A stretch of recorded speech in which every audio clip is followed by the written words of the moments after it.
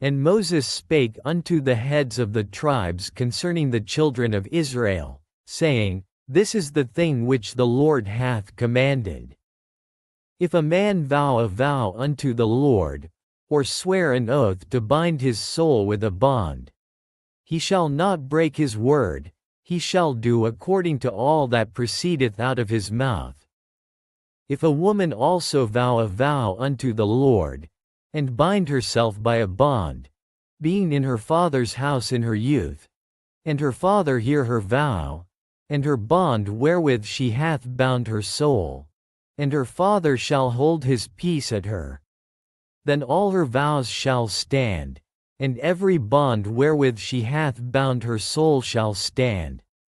But if her father disallow her in the day that he heareth not any of her vows, or of her bonds wherewith she hath bound her soul, shall stand, and the Lord shall forgive her, because her father disallowed her. And if she had at all an husband, when she vowed, or uttered aught out of her lips, wherewith she bound her soul, and her husband heard it, and held his peace at her in the day that he heard it, then her vows shall stand, and her bonds wherewith she bound her soul shall stand. But if her husband disallowed her on the day that he heard it, then he shall make her vow which she vowed, and that which she uttered with her lips, wherewith she bound her soul, of none effect. And the Lord shall forgive her.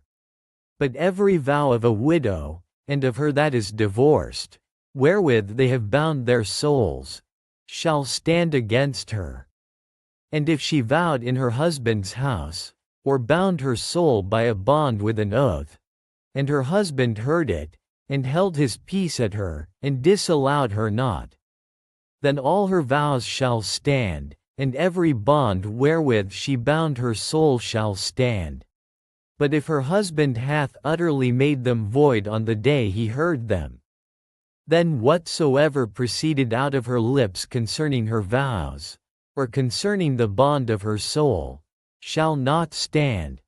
Her husband hath made them void, and the Lord shall forgive her.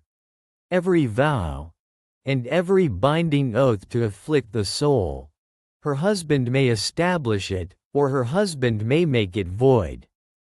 But if her husband altogether hold his peace at her from day to day, then he establisheth all her vows, or all her bonds, which are upon her. He confirmeth them, because he held his peace at her in the day that he heard them. But if he shall any ways make them void after that he hath heard them, then he shall bear her iniquity.